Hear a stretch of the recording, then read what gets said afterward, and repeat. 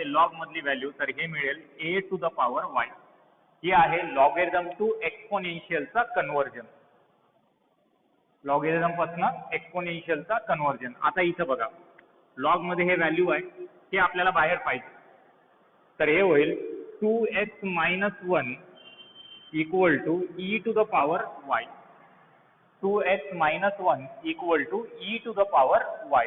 हे होईल 2x is equal to e to the power y plus 1 minus 1 तिकडे गेलं.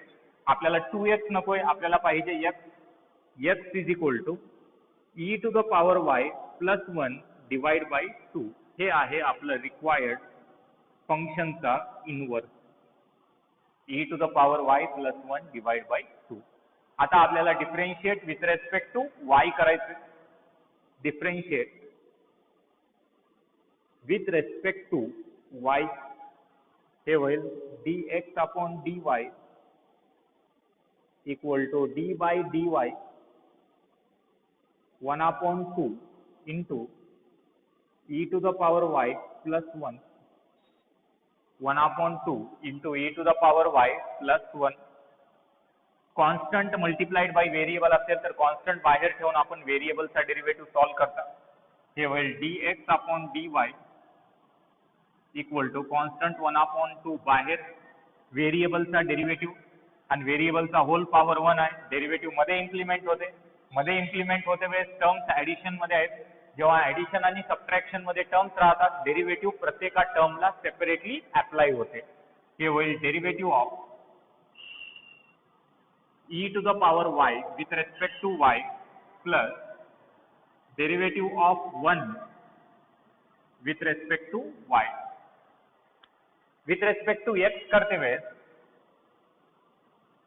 e to the power x चा derivative with respect to x काय येते e to the power x येते आणि या पॉवर मधल्या x चा derivative with respect to x या जागी आपण 1 लिहिता.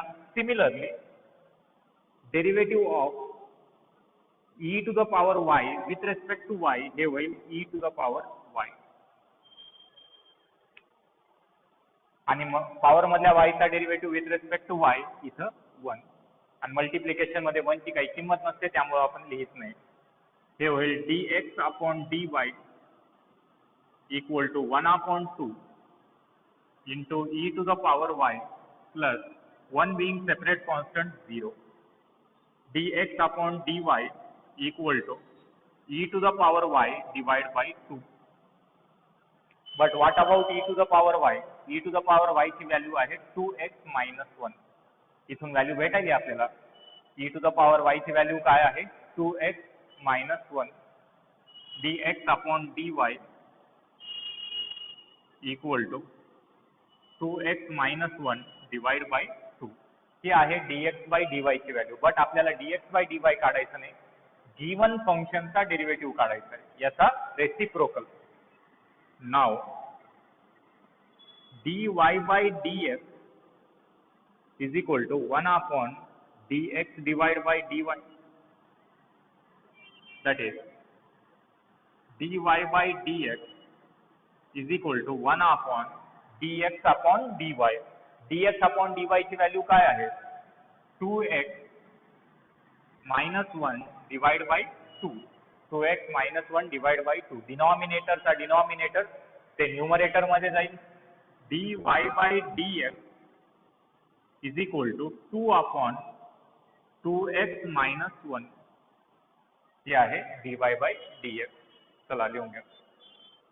आणि जर डायरेक्टली जर गेल्या तर खूप सोपा प्रॉब्लेम आहे. dy by dx is equal to log f of x चा डेरिव्हेटिव्ह काय येते 1/f of x into derivative of f of x. 1/f of x into derivative of f of x.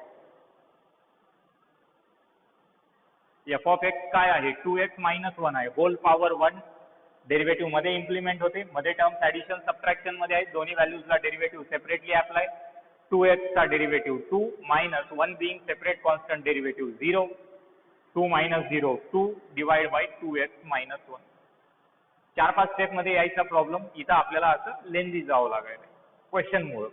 Question ज्या format मध्ये विचारले त्या फॉर्मॅटच्या अकॉर्डिंगलीच आपल्याला solve करावं लागते, तरच एक्झाम मध्ये फुल मार्क्स भेटतात. जे मेथड मेन्शन केले त्या मेथडनंच आपल्याला जावं लागते.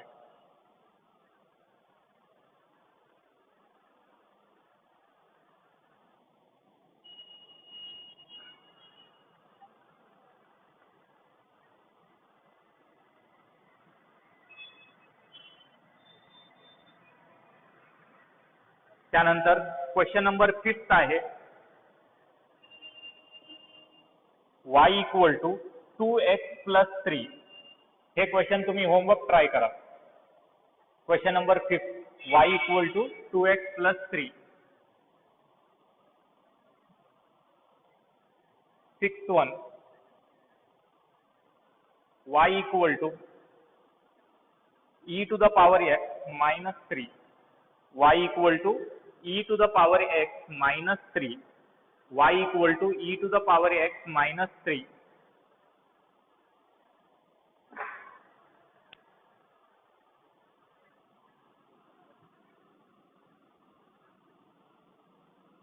पाचवा जे क्वेश्चन आहे, पहिले 3 क्वेश्चन्स मी जे सॉल्व्ह केलो त्या प्रकारचा सोपंच आहे, ट्राय करू शकता तुम्ही. येईना गेल तर काही विद्यार्थ्यांना जर डाऊट्स असतील तर तुम्ही मला नंतर कमेंट्स मध्ये विचारू शकता. 6th क्वेश्चन मी घेणार आहे y equal to e to the power x minus 3.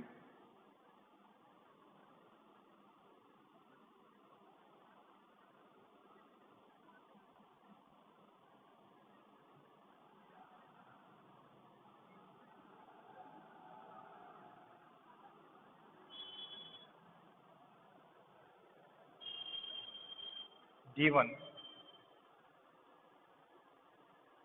y equal to e to the power x minus 3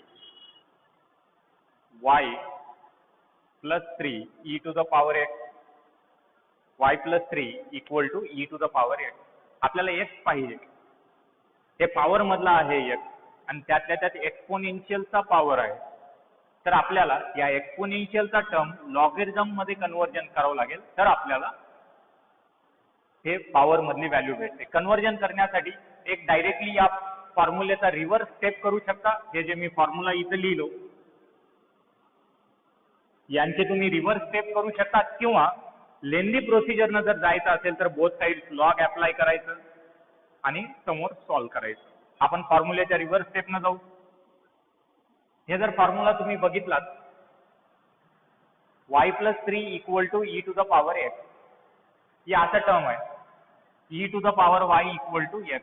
तर याला जर मी असा आणायचा प्रयत्न केलो तर e च्या पॉवर मधली व्हॅल्यू इथं काय आहे, बेस मध्ये यायली y, e च्या पॉवर मध्ये आहे इथं x, ते येते इथं x, आणि e कुठं चाललंय, लॉगच्या बेस मध्ये चालली, log of log to the base e, आणि लॉग मध्ये व्हॅल्यू येते y प्लस 3, लॉग मध्ये व्हॅल्यू येते y प्लस 3. रिव्हर्स जर केला तर पॉवर मधली व्हॅल्यू इथं बेस मध्ये यायली आणि e लॉगच्या बेस मध्ये जाते आणि हे व्हॅल्यू लॉग मध्ये येते y प्लस 3. रिव्हर्स स्टेप बघू शकता, y plus 3 equal to e to the power x. Base मध्ये e असेल तर लिहायची काही विशेष गरज नाही. That is x is equal to log of y plus 3. हे आहे आपलं required f inverse of y. आता आपण डिफरेंशिएट करू. Differentiate with respect to y, हे होईल dx upon dy equal to d by dy log of y plus 3, log of y plus 3. इथं मी फॉर्म्युले लिहितो. Derivative of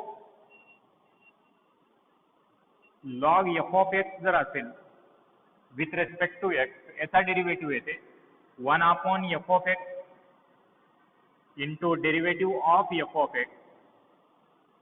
similarly log f of y जर असेल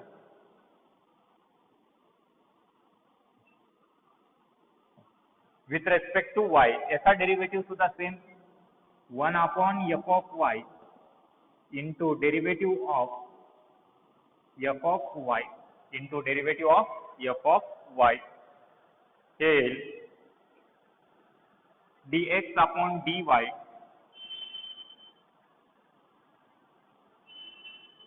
is equal to log of F of Y चा derivative with respect to Y हे होईल 1 upon F of Y 1 upon F of Y into derivative of F of Y with respect to Y whole power 1 आहे.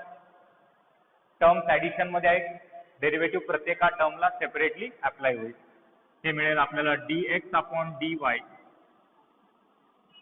Derivative of y with respect to y plus derivative of 3 with respect to y whole divide by y plus 3 dx upon dy is equal to y चा derivative with respect to y ते येईल 1 plus 3 being separate constant derivative 0 divided by y plus 3 हे होईल dx upon dy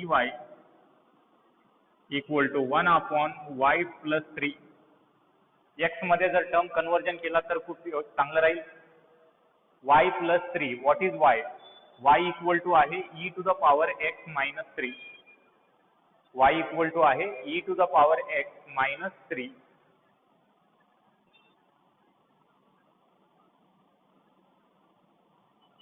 y equal to आहे e to the power x minus 3 y च्या जागी आणि समोर प्लस 3 आहे minus 3 plus 3 काय होईल हे कॅन्सल आपल्याला मिळेल dx